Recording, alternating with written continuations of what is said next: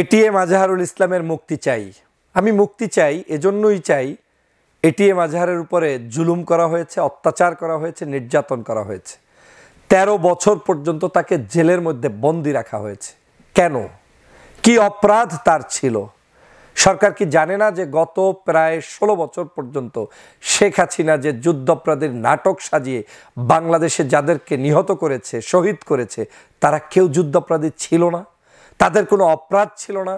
এ বাংলাদেশে শেখ হাসিনার যতগুলো বিচার হয়েছে, সব যে দল পেশে বিচার ছিল, সব যে অবৈধ বিচার ছিল, সেটা কি এই সরকার জানে না? তাহলে আজও প্রায় 7 মাস হয়ে যাওয়ার পরেও কেন এখনো এই এটিএম আজহারুল ইসলামের মুক্তির জন্য আন্দোলন করতে হবে কিংবা আন্দোলনে স্থগিত করতে হবে?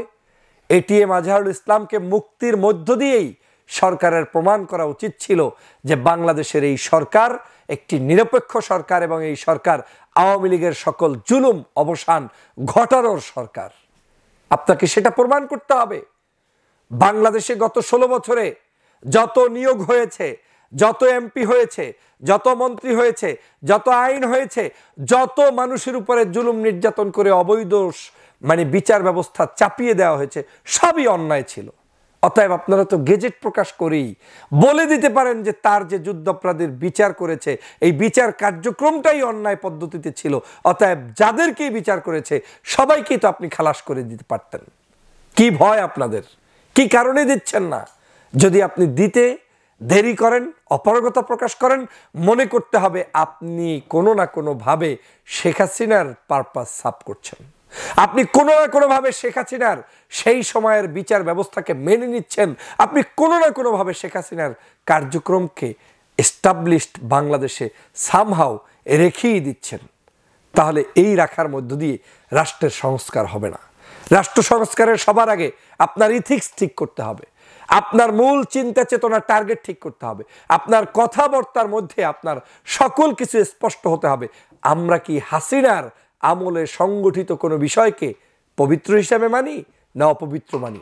মুখে বলবো হাসিনা স্বৈরাচার, কিন্তু হাসিনার স্বৈরাচারের আমলের সকল অপকর্মগুলো এখনো কাগজে কলমে এস্টাবলিশড হবে, এটা মেনে নিতে আমি পারি না।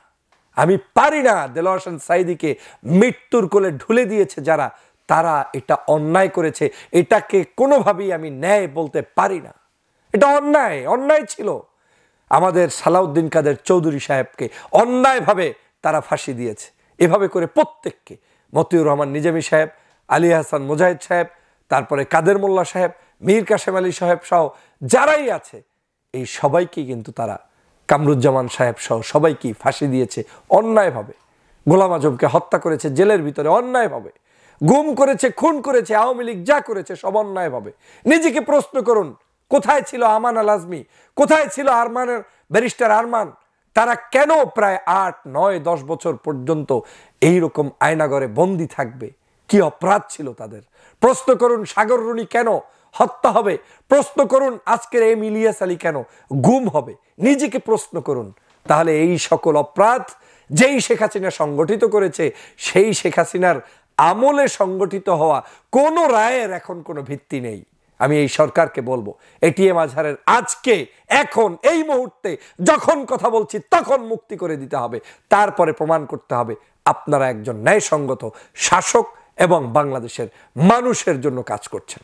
শুধু এটিএম আজহার নয়, যত মানুষের উপরে জুলুম হয়েছে, সে বিএনপির নামের হোক, জামাতের নামের হোক, চরমনায়ের নামের হোক, হেফাজতের নামের হোক, শাপলা চত্বরের নামের হোক, যত জায়গায় আওয়ামী লীগ আক্রমণ করেছে, অত্যাচার করেছে, জুলুম করেছে, ফাঁসি দিয়েছে, নির্যাতন করেছে, সকল রায়গুলোকে ডাস্টবিনে ছুঁড়ে ফেলে দিয়ে তারপরে নতুন বাংলাদেশ গঠন করতে হবে।